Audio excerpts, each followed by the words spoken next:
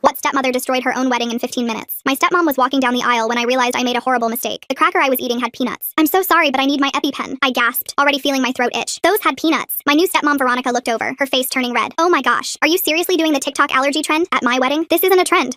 My tongue was already thickening. Give me your phone. She marched over, extensions swaying. I'm not faking, but she grabbed my phone from the table. Marco, she called to her brother. Collect all the kids' phones. We're not having this go viral as bride ruins teens prank. My chest started burning from the inside. I had 8 minutes before I couldn't breathe. The number burned into my brain from the hospital. Dad! I stumbled toward him. My EpiPen is in the car. He didn't even look at me. Addison, we discussed this. No drama. I'm having an allergic reaction. The wedding guests started murmuring. Veronica's family glared at me like I was trash. Dad's side of the family hadn't even come. They'd all refused after meeting Veronica. Now I understood why. Her brother Marco was going table to table with a basket. Put your phones in, kids. Bride's orders. My 13-year-old cousin Keith tried to sneak his phone under the table, but Marco grabbed his wrist. Nice try, kid. That's when my bio sister Ellie ran straight at me. Veronica's sister grabbed her arm. Let your sister finish her performance. She's not performing, Ellie screamed. Look at her face. My lips were swelling. My skin felt like fire ants were crawling under it. I tried to push past Veronica's sister, but she shoved me back. Hard. Please, I wheezed. My EpiPen. Your father told me about these stunts, Veronica said loudly. How you faked sick when he dated Patricia. How you pretended to faint when he proposed to me. Blood started dripping from my nose. My body's panic response. 5 minutes left. Ellie broke free and ran toward my purse on the gift table. Veronica's mother blocked her. Sit down, little girl. She's dying, Ellie sobbed. That's when Keith's little sister started screaming at the top of her lungs. Help! Help! Someone's dying! Over and over. Other kids joined in. Help! Help! Shut those brats up! Veronica shrieked. She's embarrassing this family, Veronica's mother said over the screaming, just like her mother did. My dead mother, who died of anaphylaxis when I was 8. The irony burned worse than my throat. Veronica's daughter Bethany stood up. Mom, she's actually turning blue. Not you too, Veronica snapped. I'm not letting her ruin this like she ruins everything. But Mom, Bethany Marie, you defend me right now or you're grounded for summer. 3 minutes left. Thump, thump, thump. My heart was racing so fast it hurt. This is it, my brain whispered. This is how Mom felt. Through my swollen eyes, I saw Ellie fighting against 3 adults to get to my purse. Keith had started accidentally knocking over flower arrangements, creating chaos. Oops! Control these children! Veronica shrieked. When no one was looking, I dragged myself across the floor towards the panic button in the kitchen. My lungs felt like paper bags, crumpling smaller with each breath. Look at her! Veronica cackled, crawling for attention. Someone film this so everyone can see what a liar she is. But then she saw where I was heading. She ran after me, heels clicking. You take one more step, she hissed. And I tell Ice about Carlos. Tonight, one phone call and your precious uncle is gone. I froze. Uncle Carlos raised us after Mom died. He wasn't documented. 2 minutes left. My vision was tunneling, dark creeping in from all sides. She grabbed my hair, yanking my head back. Blood from my nose dripped onto her white shoes. You know what your mother said when she was dying? Veronica whispered. Nothing, because she was weak, pathetic, just like you, leaving 2 brats behind for everyone else to deal with. 1 minute left. Crack. I slammed my head against hers as hard as I could. Her scream was piercing. My nose! You broke my nose! In her shock, she let go. I lunged for the red box by the kitchen door, smashing the glass with my elbow. Beep, beep, beep! The fire alarm shrieked. The sprinklers soaked everyone. You little shat! Veronica screamed through the blood, but fire alarms meant automatic 911 dispatch. No one could stop that. The last thing I heard was Bethany screaming, Mom, she's not breathing. You killed her. I woke up 3 days later in the ICU. They'd had to intubate me and cut open my throat so I could breathe. The scar would be permanent. The paramedics told me if I had waited 30 more seconds, I wouldn't have made it. After the, are you okay, I love you conversation, Ellie started crying. Addison, she whispered. They found out about Uncle Carlos. Veronica told them. When they arrested her, she told them everything. That's when I knew she had to go, by any means necessary. My hands grabbed the hospital bed rails so hard my knuckles went white. The machines next to me started beeping faster as my heart rate spiked. I tried to sit up, but the burning in my throat made me gasp and fall back against the pillows. The bandages on my neck felt wet and I reached up to touch them, but the nurse rushed in and grabbed my wrist. She checked the monitors and adjusted something on my IV drip while telling me I'd been out for 3 days, and the doctors had to cut my throat open to save my life. The tube they shoved down my throat left everything raw and swollen inside. Every swallow felt like broken glass sliding down. She showed me the call button and told me to press it if the pain got worse, then left to get the doctor. Ellie climbed onto the bed next to me, even though the nurse said not to, and buried her face in my shoulder, crying harder. Her whole body shook as she told me how the paramedics had to restart my heart in the ambulance, and how Dad wouldn't even ride with me to the hospital. She said Veronica got arrested at the wedding for what she did, but when the cops were putting her in the car, she screamed about Uncle Carlos not having papers. The cops called ICE right there, and they came to our apartment that same night. Carlos had just gotten home from the hospital after making sure I was stable, and they took him away in handcuffs. The detention center was 2 hours north, and they wouldn't let kids visit without a parent, and Dad refused to take us. My throat burned worse as I tried not to cry because crying made everything hurt more. The door opened, and a woman with gray hair and kind eyes walked in carrying a clipboard. She introduced herself as Renata Nunez from the hospital social services, and pulled a chair close to my bed. She asked Ellie to wait in the hall for a few minutes, which made my sister squeeze my hand before leaving. Renata explained that the hospital had to report what happened because a child almost died from medical neglect, and someone actively prevented me from getting help. She said Child Protective Services would investigate, and the police were already involved. She asked me to tell her everything I remembered about the wedding. I started from eating the cracker and realizing it had peanuts all the way through hitting the fire alarm. She wrote everything down and asked specific questions about who stopped me from getting my EpiPen and what exactly Veronica said. When I got to the part about Veronica threatening Carlos, she stopped writing and looked at me. She said that was witness intimidation on top of everything else. The next morning, Detective Edmund Odell showed up with a recorder and asked me to go through everything again. He already had the 911 call from when the fire alarm went off and the paramedic report saying I was in full anaphylactic shock when they arrived. He said I would have died in less than a minute if they hadn't been so close. He showed me photos from the wedding on his tablet, asking me to identify who grabbed me and who blocked Ellie from getting my medication. I pointed out Veronica's family members and he wrote down their names. He said several venue staff saw adults physically restraining children who were trying to help me, and one server heard Veronica say she wouldn't let me ruin her wedding. When he asked about Carlos, I told him about the threat, and he said that was a federal crime to threaten someone about immigration status while committing assault. The phone next to my bed rang that afternoon and Dad's name showed on the caller ID. I picked it up and before I could say anything, he started yelling about the medical bills and how the insurance company was asking questions. He said I'd ruined his life and destroyed his marriage with my drama and attention seeking. He never asked if I was okay or mentioned Carlos being taken. He just kept saying I was selfish and manipulative, just like my mother was. I hung up on him and unplugged the phone from the wall. Renata came back that evening with papers about discharge planning. She sat down and gently explained that going back to Dad's house probably wasn't safe given what happened and his reaction. She said Keith's parents had already called offering to take us in temporarily while everything got sorted out with the courts. They had a spare room and lived in the same school district, so we wouldn't have to change schools. She said CPS would need to approve it, but she thought it was the best option. The next day, 2 nurses came in with a bag of practice EpiPens and made me and Ellie learn exactly how to use them. They showed us how to hold it with the orange tip down and swing it hard into the outer thigh and hold for 10 seconds. We practiced on foam blocks over and over until we could do it without thinking. They gave me 2 real ones to carry at all times and said the school would need to keep extras in 3 different locations. I wonder what's really going through Veronica's mind as she watches someone literally dying and still thinks they're faking it. The way she keeps insisting this is all for attention, while the kid's face is turning blue and blood is dripping from her nose, makes me curious about what kind of person can ignore such obvious physical signs. The nurse said I could never be without them again. A woman in a suit showed up saying she was the public defender assigned to help us and immediately told me not to post anything online about what happened. She said anything I wrote could be used against us in court. She handed me a notebook and told me to write down everything I remembered privately instead, with dates and times and who said what. I spent the next 2 hours filling pages with every detail I could remember while it was still fresh. She took photos of my neck bandages and the bruises on my arms from where people grabbed me. That evening, the hospital phone rang and a woman named Juliana Norwood introduced herself as an immigration attorney. She said she'd been contacted about Carlos's case and needed to meet with us as soon as possible. She explained that ICE detention was complicated and we'd need to gather lots of documents showing Carlos was a good guardian and had community ties. She said we'd need letters from teachers and neighbors and his employer saying he was responsible and took care of us. The bond hearing would happen soon and the amount would probably be high. She said we should start thinking about how to raise money because that was the only way to get him out while his case went through the system. Before I got discharged, a CPS investigator came to take my official statement and said they were opening a formal investigation. She said they'd already started interviewing wedding guests, and several people confirmed seeing adults physically prevent children from helping me during a medical emergency. The paramedic who saved me gave a statement saying I was minutes from death when he got there, and the venue staff said they saw Veronica and her family blocking access to my medication. The investigator said criminal charges were likely and warned me things would probably get complicated with Dad. Keith's mom showed up at the hospital the next morning with a minivan full of pillows and blankets and helped me sign the discharge papers while Ellie packed our stuff into plastic bags. The ride to their house took 40 minutes, and every bump in the road made my throat burn where they'd cut me open. Keith's dad had already moved their exercise equipment out of the guest room and set up 2 twin beds with matching blue comforters that smelled like fabric softener. His mom went through every cabinet in their kitchen, showing me where she'd put special stickers on anything that might have peanuts or was made in facilities that processed nuts. She'd bought 3 different brands of throat lozenges and protein shakes since I could barely swallow solid food yet. That first night, I tried to eat mashed potatoes, but it felt like swallowing broken glass. So I went back to the hospital nutrition shakes that tasted like chalk, but at least didn't hurt going down. The bathroom mirror showed the angry red line across my throat covered in surgical tape, and every time I saw it, my chest got tight, remembering how Mom's throat looked in her casket. Juliana came to the house 3 days later with a stack of papers about immigration law and sat at Keith's kitchen table explaining how ICE detention worked and why Carlos's case would be hard to win. She showed us statistics about bond amounts and success rates for people without documentation who'd been reported during criminal investigations. She said we needed letters from his boss at the auto shop and from our neighbors and teachers saying he was a good guardian who'd raised us responsibly since Mom died. The filing fees alone would be thousands of dollars before we even got to the bond hearing. Detective Odell called while I was doing my breathing exercises for my throat and asked if I had phone numbers for the other kids at the wedding who saw what happened. I told him I'd need to call their parents first to explain what he needed because I didn't want to just hand over kids' information without permission. He said he understood and gave me his direct line to call back when I had the parents' consent. My phone buzzed with a text from Dad saying he wanted to meet, but only if we came alone without any social workers or lawyers involved. I screenshot it immediately and forwarded it to Renata, who called me 10 minutes later saying absolutely not to meet him without supervision given what happened at the wedding. She said if he really wanted to see us, he could request supervised visits through proper channels. The school district sent someone to Keith's house with a laptop and textbooks so I could keep up with my junior year classes while recovering. The home instruction teacher came 3 times a week and sat at the dining room table helping me with calculus and chemistry while Ellie was at her regular school. It was weird doing school alone without the noise of other students or bells ringing between periods. Keith showed me his phone one evening, and there was Veronica's Instagram with professional wedding photos, where she'd cropped out the parts showing the chaos. Her caption said I'd tried to ruin her special day with a fake allergy attack for attention, just like I'd done at other family events. Her sister and cousins were commenting things like, some people can't stand to see others happy, and narcissistic teenagers these days will do anything for views. My hands shook as I scrolled through the comments from people who weren't even there believing her version. Juliana called that night after I'd sent her screenshots of the posts, and told me not to respond or comment no matter how much I wanted to defend myself. She said anything I posted could be used against us in court or in Carlos's immigration case, so I needed to stay completely silent online. Instead, she had me write down names of everyone who knew Carlos was a good guardian, so we could ask them for support letters. The school counselor set up a video call on Keith's mom's laptop to check how I was doing, and started explaining something called a 504 plan for when I came back to the school. She said they'd make sure I had a peanut-free table in the cafeteria, and that every teacher would be trained on using EpiPens with extras stored in the main office and gym. She asked about my anxiety levels and whether I was sleeping okay, which I wasn't, but I said I was fine because I didn't want more adults worried about me. 2 weeks after leaving the hospital, my phone lit up with another text from Dad saying if we didn't stop spreading lies about what happened, he'd cut off all contact with us permanently. He said we were destroying his life and his marriage with our attention-seeking behavior, and that Mom would be ashamed of how we turned out. Reading those words felt like getting punched in the stomach because Mom would never have let someone hurt us the way Veronica did. 3 days later, Keith came running into the guest room holding his phone with this weird look on his face. He showed me the screen where his little sister had accidentally recorded part of the wedding chaos when she was trying to text their mom for help. The video was shaky and mostly showed the floor, but you could hear kids screaming and the fire alarm going off and then the sprinklers starting. The timestamp at the bottom matched exactly with when the 911 call went through, according to what the paramedics told me. Keith helped me save the video to 3 different places, including sending it to my email and uploading it to a private cloud folder because we both knew evidence had a way of disappearing hearing when rich people like Veronica were involved. The next morning, I went to the courthouse downtown and filled out a public records request form for the 911 call audio and all the dispatch records from that night. The clerk behind the glass window said it would take 2 to 3 weeks to process, but I could pay an extra fee to rush it, which I did using money from my savings account. Having real documentation from official sources felt like building a wall brick by brick between Veronica's lies and what actually happened. That afternoon, my phone rang, and it was the venue manager calling to tell me their security camera system had automatically recorded over the footage from the wedding night because it only kept 7 days of video before wiping itself clean. He sounded sorry but not surprised, and I wondered if someone had told him to say that, or if it was just bad luck that evidence kept disappearing right when we needed it most. 2 days later, a social worker from CPS showed up at Keith's house to interview Ellie separately about what happened at the wedding. Keith's mom took me to the backyard while they talked in the living room, and I spent the whole hour pacing back and forth worried that Ellie would get confused or scared and mess something up. But when the social worker came outside afterward, she told me Ellie did great and was very clear about what she saw and heard that night. She said Ellie's account matched what the other witnesses had said, and that her statement would be helpful for their investigation. That evening, Juliana called to say she'd filed the bond request for Carlos with the immigration court, but we needed character letters from people who knew him. She gave me a list of what to include, like how long they'd known him, and specific examples of him being a good guardian and community member. Keith's mom helped me make a list of everyone we could ask, including teachers and neighbors and people from church, and Carlos's boss at the auto shop where he worked. We spent hours calling people and explaining what we needed, and most of them said yes right away because everyone loved Carlos and knew how much he'd sacrificed to raise us after mom died. While Ellie was doing homework at the kitchen table, I sat on Keith's bed typing out my statement about what Veronica said to me while I was dying. My fingers kept freezing over the keyboard when I got to the part about her calling my mom weak and pathetic for dying and leaving us behind. Something feels off about that venue manager calling to say the security footage got wiped after exactly 7 days. What are the odds that crucial evidence disappears right when they need it? I had to stop 3 times to wipe my eyes and breathe through the anger that made my chest feel tight, but I forced myself to write every single word she said, including the threat about calling ICE on Carlos, because I knew this statement might be the only proof we had of what really happened in those final moments before I passed out. Late that night, I opened Instagram on Keith's laptop and typed out a message to Bethany asking if she was okay, and saying I understood if she couldn't talk to me right now. I kept it short and didn't mention anything about testifying or the case because I didn't want to pressure her or get her in trouble with her mom. The app showed she read it within 5 minutes, but she didn't reply, and I understood because being stuck between your parent and the truth is probably the worst place in the world to be. A week later, we all had to go to the courthouse for Veronica's criminal arraignment where she would enter her plea. The prosecutor had warned me she would probably plead not guilty and get released on bail, but hearing her say those words out loud while standing there in her designer suit made my stomach turn. The judge set conditions including no contact with me or Ellie, and staying at least 500 feet away from us at all times, but watching her walk out of the courtroom with her lawyer felt like watching a snake slither back into tall grass. Dad was there too, sitting on Veronica's side of the courtroom, and when we walked past him in the hallway, he turned his whole body away from us like we were strangers. Ellie reached for his arm, but he pulled away and walked faster to catch up with Veronica's family, who were all glaring at us like we'd ruined their lives. The rejection hurt worse than I expected, even though Renata had warned us he might act this way. Detective Odell caught up with us in the parking lot and asked if he could get permission to pull my phone records from the night of the wedding to verify the timeline. He had a consent form ready, and I signed it right there on the hood of his car, because I had nothing to hide and everything to gain from showing the truth. He said the records would show if I'd tried to call for help or text anyone about my allergic reaction, which would prove I wasn't faking it for attention like Veronica claimed. 3 days after the arraignment, Renata called to tell me that CPS had done their home visit to Dad and Veronica's house. She read parts of the report over the phone while I sat at Keith's kitchen table gripping my phone so hard my knuckles went white. The social worker wrote about how Dad kept looking at Veronica before answering any questions, and how Veronica interrupted constantly to speak for him. They noted the way Veronica had removed all photos of me and Ellie from the living room and replaced them with pictures from the wedding. The report used words like controlling dynamics and concerning power imbalance, which made me feel less crazy about everything that happened. That night around 11 when everyone was asleep, my phone buzzed with a message from Bethany on Instagram. I clicked on it expecting text, but found a voice message file attached with just 3 words typed underneath. I'm so sorry. My hands shook as I put in my earbuds and pressed play on the recording. Bethany's voice came through first, whispering that she was recording this secretly. Then I heard Veronica in the background talking to someone on the phone. She was laughing about how she'd threatened to call ICE on Carlos while I was dying, and how smart she was to use that against me. The recording was only 43 seconds long, but it had everything including Veronica saying my name and Carlos's name clearly. I played it 5 times, each time feeling my heart pound harder as I realized this was actual proof of what she'd done. My first instinct was to post it everywhere online and tag every news outlet I could think of. I opened Twitter and started typing a post, but then remembered what the public defender had said about not posting anything that could hurt the case. I called Juliana even though it was almost midnight, and she answered on the second ring sounding tired but alert. She told me to send the recording to Detective Odell immediately and not to post it anywhere or share it with anyone else. I forwarded the file to Odell's email with a short message explaining what it was and when Bethany had sent it to me. The next morning, I got a text from him saying he'd received it and would add it to the evidence file. 2 weeks passed before the school counselor called to schedule a meeting about my return to classes. She explained that word had spread about what happened at the wedding, and some parents were asking questions about safety protocols. She showed me anonymous comments from the school's parent Facebook group, where people were calling me dramatic and attention-seeking just like Veronica had. We spent an hour planning strategies for dealing with rumors, and she gave me scripts for responding to questions from classmates. She also arranged for me to enter and exit through the office instead of the main doors to avoid crowds. The same week, Juliana called with news that Carlos's ICE bond hearing had been scheduled for the following month. She explained that the judge would probably set the bond really high, maybe $50,000 or more, because that's what they always did. She said we should start thinking about fundraising in the community and maybe setting up a GoFundMe page. I spent that entire weekend going door to door collecting support letters for Carlos from everyone who knew him. His boss at the construction company wrote about how Carlos never missed a day of work in 8 years and always sent money home to his sick mother. Our neighbor Mrs. Tux wrote about how Carlos fixed her fence for free when her husband was in the hospital. My English teacher wrote about how Carlos came to every parent-teacher conference and always asked detailed questions about our education. The pastor at our church wrote about Carlos volunteering for the food bank every Saturday morning without fail. The school counselor wrote a factual letter describing how Carlos had attended every IEP meeting for Ellie's learning disability and advocated for her needs. By Sunday night, I had 23 letters in a folder that I gave to Juliana at her office Monday morning. The cease and desist letter from Veronica's lawyer arrived by certified mail on Tuesday. Tuesday, while I was doing homework at the kitchen table. Keith's mom had to sign for it, and she handed it to me with worried eyes asking if everything was okay. The letter claimed I was spreading false allegations about Veronica and demanded I stop immediately or face legal action for defamation. It used big legal words but basically threatened to sue me if I kept telling people what really happened at the wedding. I took a photo of it and sent it to Juliana, who texted back immediately telling me to ignore it completely. She said it was just an intimidation tactic that lawyers used when they knew their client was guilty and had no real defense. 2 days later, Renata called with news that made me actually smile for the first time in weeks. CPS had made a preliminary finding of medical neglect and emotional abuse regarding Dad's actions during my allergic reaction. She read me the key parts about how he failed to provide necessary medical care and was ignored obvious signs of a life-threatening emergency. Within an hour, Dad was calling Renata's office phone over and over, leaving angry voicemails that she played for me later. He kept saying the findings were wrong and that I'd manipulated everyone, but Renata stood by the report and told him the findings were final. The morning of Carlos's bond hearing arrived faster than I expected, and we all got up at 5 to make the 2-hour drive to the federal courthouse. The courtroom was cold and scary with armed guards everywhere, and a judge who barely looked at us the whole time. Juliana presented all our letters and argued that Carlos wasn't a flight risk, but the prosecutor kept talking about enforcement priorities. The judge set the bond at $75,000 and denied our request for release on recognizance or ankle monitoring. When he banged his gavel saying Carlos would remain detained, Ellie ran out of the courtroom sobbing uncontrollably. I found her in the bathroom throwing up from crying so hard and held her hair back while she kept saying it wasn't fair. I wanted to cry too, but forced myself to stay strong for her even though my chest felt like it was caving in. 3 days after that disaster, we had to go back to court for the temporary protection order hearing. The courtroom was smaller this time, and Veronica sat on the other side with her lawyer looking angry and put together in a new suit. When my turn came to testify, I had to stand at a podium and tell the judge everything that happened at the wedding. My voice shook and I had to stop twice to drink water, but I got through the whole story, including the thread about Carlos. The judge asked me specific questions about the timeline, and I answered as clearly as I could while avoiding looking at Veronica. When I finished, the judge granted the protection order for 6 months, and specifically warned Veronica about witness tampering. She had to stay at least 500 feet away from me and Ellie, and couldn't contact us in any way, including through other people. The next morning, my phone buzzed with a text from a number I didn't recognize. It said, "Addison honey, we need to talk about this misunderstanding, please call me back Dad." I stared at it for maybe 10 seconds before taking a screenshot and forwarding it straight to Detective Odell with a note about the protection order violation. I didn't respond to Dad at all. Odell texted back within 5 minutes saying he'd handle it, and to keep documenting everything. Bethany sending that recording makes me wonder what finally pushed her to take such a risky step against her own mother. That must have taken real courage knowing what she'd face at home. 2 weeks passed before I felt ready to try going back to the school part-time. Keith's mom drove me there early Monday morning and walked me to the office to make sure all my paperwork was in order. The principal assured us they'd briefed all the staff about my medical needs and my new schedule. I only had to do mornings for now with the option to stay longer if I felt okay. Everything went fine through first and second period, but when I walked into the cafeteria for break, the smell hit me like a wall. Peanut butter. Someone had a PB&J sandwich 3 tables away and my body just reacted. My chest got tight and my hands started shaking and I couldn't breathe right even though I knew I hadn't eaten anything. The room started spinning and I grabbed the nearest table to steady myself, but that made everyone turn and stare at me. The nurse came running when someone told her I was having trouble, and she helped me to her office where I sat with my head between my knees trying to slow my breathing. She kept telling me I was safe and that it was just a panic attack, not an allergic reaction, but my body didn't believe her. It took 20 minutes before I could breathe normally again, and another 10 before I stopped shaking. The nurse called Keith's mom to pick me up early, and I felt so stupid and weak for not being able to handle a smell. The next day, we had the 504 plan meeting in the conference room with the principal and the nurse and the district coordinator and 2 teachers. They went through every detail of my allergy protocol and made sure everyone understood how to use an EpiPen. The nurse showed them the practice pen and made each person demonstrate they knew how to use it correctly. They designated a peanut-free table in the cafeteria and put up new signs about not sharing food. The coordinator said they'd send an email to all parents reminding them about severe allergies and asking them to avoid peanut products when possible. Having all these safety measures in place made me feel less anxious about being at the school, even though I still got nervous every time I walked past the cafeteria. That afternoon, Detective Odell called with good news. He'd gotten the audio file Bethany sent me and had their tech people verify it was authentic and unedited. The timestamp on the recording matched perfectly with the 911 dispatch logs from the wedding. He said the recording clearly captured Veronica threatening Carlos while I was having the allergic reaction, and that combined with all the witness statements made for a strong case. He sounded really confident, which gave me hope that Veronica would actually face consequences for what she did. 3 days later, Juliana drove me and Ellie to the ICE detention center to try visiting Carlos. We'd filled out all the paperwork and sent it in, but when we got to the front desk, the officer looked at his computer and shook his head. He said I wasn't on the approved visitor list yet, and that the application was still being processed. I asked how long it would take, and he said it could be anywhere from 2 weeks to 2 months depending on the backlog. He explained I needed to register online first, and then wait for approval, and then schedule visits in advance. I felt so stupid for not knowing how the system worked, and for getting Ellie's hopes up about seeing Carlos. She cried the whole drive back, and I couldn't even comfort her properly because I was trying not to cry too. The next morning, Renata called with better news. CPS had approved our kinship placement with Keith's family for at least 6 months with the possibility of extension if needed. She said they'd done the home study and background checks and everything looked good. Keith's parents had already told us we could stay as long as we needed, but having it official made it real. When I told Ellie, she started crying again, but this time from relief. Keith's mom hugged us both and said we were family now, and that she'd already started the paperwork to get us on their insurance. That night, my phone buzzed with a text from Bethany. She said her mom's lawyer had been asking her questions about the wedding, and she was scared. She wrote that she might testify if she got subpoenaed, but she was terrified of what her mom would do to her. I texted back that I understood completely, and that she should do whatever kept her safe. I told her she'd already helped more than she knew by sending me that recording, and that I didn't want her getting hurt because of me. She sent back a heart emoji and then nothing else. The school counselor scheduled my first therapy appointment for Thursday afternoon. I sat in her office for 5 minutes before I could even start talking. She asked me to tell her about the wedding, and I tried, but kept having to stop and drink water. When she asked about my mom dying the same way, I completely broke down. I hadn't cried about mom in years, but sitting there trying to explain how it felt to almost die exactly like she did made everything come flooding back. The counselor just sat there and let me cry without trying to make me feel better or tell me it was okay. She said we'd take things slow and that there was no rush to talk about everything at once. It was harder than I expected to be that vulnerable with someone I'd just met. 2 days later, Graham Oates, the prosecutor on Veronica's case, filed a motion with the court about witness intimidation. He included the cease and desist letter from Veronica's lawyer and Dad's text trying to contact me, and asked the judge for stricter bail conditions. He wanted Veronica to have a curfew and to be prohibited from any contact with witnesses even through third parties. He took the threat seriously, which made me feel less alone in this whole mess. Meanwhile, Juliana was working on a bond redetermination motion for Carlos. She'd gathered letters from 15 more people in the community, including our pastor, and 3 of Carlos's co-workers and his boss from the restaurant. She also had documentation showing he'd been in the country for 12 years and had never been arrested or even gotten a traffic ticket. She seemed cautiously optimistic that we could get the bond amount reduced to something we could actually afford. The next morning, Renata called with news about Dad and the CPS investigation. She explained that Dad would need to complete a service plan if he wanted to see Ellie again, and all visits would have to be supervised by a court-approved monitor at a special facility downtown. The plan included parenting classes, anger management sessions, and individual counseling to address why he'd let me almost die at his own wedding. Ellie listened on speakerphone, twisting Keith's mom's dish towel in her hands until her knuckles turned white. Renata said the supervision wasn't perfect, but at least someone would be watching to make sure nothing bad happened during visits. 3 days later, Graham Oates called to tell me the preliminary hearing was set for next Thursday at 9 in the morning. He wanted to meet with me that afternoon to practice my testimony, so Keith's mom drove me to the courthouse where we spent 2 hours in a small conference room going over every possible question. Graham made me describe the wedding over and over, asking the same questions different ways until I could answer without my voice shaking or tears starting. He showed me where I'd sit in the courtroom and explained how Veronica's lawyer might try to confuse me or make me look like a liar. We practiced breathing exercises for when I felt panic rising in my chest. He had me tell the story 15 times until the words came out steady and clear, even though my hands still shook under the table. That night, I sat at Keith's kitchen table trying to write my victim impact statement on his mom's laptop. I typed out everything I wanted to say about Veronica, including detailed fantasies about her rotting in prison forever and losing everything she cared about. The first draft was 3 pages of pure rage about how she'd almost killed me and destroyed our family. Keith's mom read it over my shoulder and gently suggested I might want to tone it down since the judge would see it. I deleted the revenge parts and rewrote it, focusing on how scared I'd been, how the scar on my throat reminded me every day of almost dying, and how Ellie had nightmares about losing me like we'd lost Mom. The final version was only 1 page, but Graham said it was powerful enough to make an impact. 2 days before the hearing, Dad called Keith's house phone at dinner time. Keith's dad answered and handed it to me with a worried look. Dad started with this weak apology about how things got out of hand at the wedding, but before I could even respond, he switched to demanding I tell everyone I'd been exaggerating about what happened. He said I needed to recant my lies about Veronica trying to hurt me and tell the prosecutor it was all a misunderstanding. He kept saying she was a good person who just got stressed on her wedding day and that I was destroying his life with my drama. My hands shook as I held the phone, but I managed to say no in a clear voice before hanging up. Keith's mom immediately called Graham to report the contact violation while I sat at the table trying to stop shaking. That same evening, Bethany texted me from a number I didn't recognize. She wrote that her mom's lawyer had been pressuring her about her testimony, but she wasn't going to lie if they made her take the stand. She said she'd tell the truth about the recording and what she saw at the wedding even though she was scared of what her mom would do when she found out. She wrote that seeing me almost die had changed something in her, and she couldn't pretend it didn't happen. I texted back that she was brave and that I respected her for doing the right thing even when it was hard. Thursday morning came too fast, and suddenly I was sitting in the courtroom wearing the only nice outfit Keith's mom could find that would hide my throat scar. Keith's parents already starting insurance paperwork before the kinship placement was even official makes me curious about their real motivations here. Dad calling to demand she recant her lies, while Veronica's facing charges seems like strange timing. I wonder if someone's coaching him on what to say. The room smelled like old wood and floor cleaner, and the bench where the judge would sit looked huge and intimidating. Graham sat next to me at the prosecutor's table while Veronica and her lawyer sat across the aisle. She wore a conservative gray suit and had her hair pulled back in a bun, looking nothing like the screaming bride who'd let me die. The bailiff called the court to order, and the judge, an older woman with short gray hair, started reading through the charges. When the EMT took the stand, my whole body tensed up. He described finding me unconscious with my airway almost completely closed, saying I was minutes from brain damage or death when they got there. He explained how they'd had to perform an emergency tracheotomy right there on the venue floor because my throat was too swollen for normal intubation. He said in his 20 years as a paramedic, he'd rarely seen someone so close to death from anaphylaxis who survived. His testimony made me relive those final moments before I passed out, and I used the breathing exercises Graham taught me to keep from having a full panic attack right there in court. After the EMT stepped down, Graham called Bethany to the stand. She looked terrified walking up there in her school uniform, not making eye contact with her mom. Graham asked her about the recording, and she confirmed in a small voice that she'd made it on her phone during the wedding. He played it for the court, and everyone heard Veronica's voice clear as day saying she'd call ICE on Carlos while I was dying on the floor. The judge's face changed completely when she heard Veronica threaten to have Carlos deported while refusing to let anyone help me. Even Veronica's lawyer looked uncomfortable, shuffling his papers and whispering urgently to his client. When the recording ended, the courtroom was dead silent for a moment before the judge asked Bethany if that was really her mother's voice. Bethany said yes and started crying. After all the testimony, the judge didn't hesitate to extend the no-contact order for the maximum time allowed. She warned Veronica that any attempt at witness tampering would result in immediate jail time, and added stricter bail conditions including electronic monitoring and a curfew. She said the evidence presented showed clear danger to minor children, and that the court would not tolerate any violations. For the first time since the wedding, I felt like maybe the system would actually protect us instead of letting Veronica get away with everything. The next week was Carlos's bond redetermination hearing at the immigration court downtown. Juliana had gathered 37 support letters from people in our community, plus documentation showing Carlos had been here 12 years without any arrests or problems. The judge reviewed everything while we sat in the gallery holding our breath. After 40 minutes of arguments from both sides, the judge announced he was reducing the bond from $50,000 to $15,000. It was still a huge amount, but suddenly it felt possible to raise it instead of completely hopeless. Juliana started making calls right there in the courthouse hallway. Within 3 days, our church had raised $8,000 through donations and bake sales. Keith's parents took out a loan for $5,000, and Carlos's boss at the restaurant put up the final $2,000. The community came together in a way I'd never seen before, with people who barely knew us contributing whatever they could. A week later, I stood outside the detention center with Ellie and Juliana waiting for Carlos to walk out. When the door finally opened and he came through wearing an ankle monitor but smiling, Ellie ran straight into his arms sobbing while I stood there trying not to completely break down in the parking lot. Back at Keith's house that night, Carlos sat us down on the couch and pulled us both into a tight hug that lasted forever. His ankle monitor pressed against my leg through his jeans. He smelled like the detention center soap, and his eyes looked tired, but he was here, and that's all that mattered. Mija, I need you to promise me something, he said quietly. I nodded against his shoulder. No revenge, no tricks, nothing illegal against that woman or your father. His hands gripped my shoulders as he looked straight at me. We do this the right way through the courts and lawyers. I wanted to argue, but the look in his eyes stopped me cold. He'd just spent weeks locked up because of Veronica's call to ICE, and here he was telling me to take the high road. My fist clenched, but I nodded because what else could I do when he was looking at me like that? The next morning, Graham called while I was eating cereal at Keith's kitchen table. He explained that Veronica's lawyer had rejected every plea deal they'd offered, which meant we were definitely going to trial. It'll be months of waiting and stress, but at least everything will come out in court, he said. I wrote down all the dates he gave me on the calendar Keith's mom had stuck to the fridge. 3 days later, Renata showed up with a stack of papers for Keith's parents to sign. CPS was making the kinship placement official for at least 6 months with options to extend if needed. She also confirmed that Dad would only get supervised visits with Ellie at the CPS office downtown if he completed his parenting classes and anger management first. Ellie sat next to me on the bed that night, crying about not being able to see Dad like normal anymore. I rubbed her back and reminded her it was for our safety, but she still cried herself to sleep. School started feeling more normal after the counselor got my 504 plan fully set up with 3 EpiPens stationed around campus. One stayed in the nurse's office, another in the main office, and the third in my homeroom teacher's desk drawer. They trained all the staff during a special meeting and even did a practice drill with an expired pen and a dummy. Walking through the halls knowing there were EpiPens everywhere made my chest feel less tight for the first time since the wedding. The therapist's office smelled like vanilla candles and had those white noise machines that made ocean sounds. She gave me a notebook to track my triggers and asked me to write down 3 coping strategies before our next session. I sat in Keith's room that night staring at the blank pages trying to figure out how to explain that peanut butter commercials made me want to throw up now. 2 weeks passed before Ellie finally slept through a whole night without waking up screaming about the wedding. I watched her from my bed across the room as she breathed steady and calm with her stuffed rabbit tucked under her chin. My body stayed tense waiting for her to jolt awake, but she just kept sleeping peacefully until morning. Keith's mom found me an old camcorder at a garage sale, and I started recording myself talking about everything that happened. Not for court or evidence, but just to get it out of my head and into something real. I sat in the bathroom with the door locked and whispered the whole story from the beginning while the camera's red light blinked at me. Talking to the camera felt easier than talking to the therapist somehow. By Sunday night, I had the whole month mapped out on my calendar with different colored pens. Red for court dates, blue for Carlos's ICE check-ins, green for therapy appointments, and yellow for school stuff. Dad had texted 6 times asking when we were coming home, but I never answered. We weren't going back to that house ever again if I had anything to say about it. Carlos helped me understand that fighting through proper channels was the only way to really win this. We were safe at Keith's house. We had lawyers and social workers on our side, and we were going to get through this together even if it took months or years to finish. Appreciate you hanging out and wondering through all these questions with me today. It's always interesting sharing the ride together. I'll see you in the next one. And hey, if you made it to the end, drop a comment. I love reading all your comments.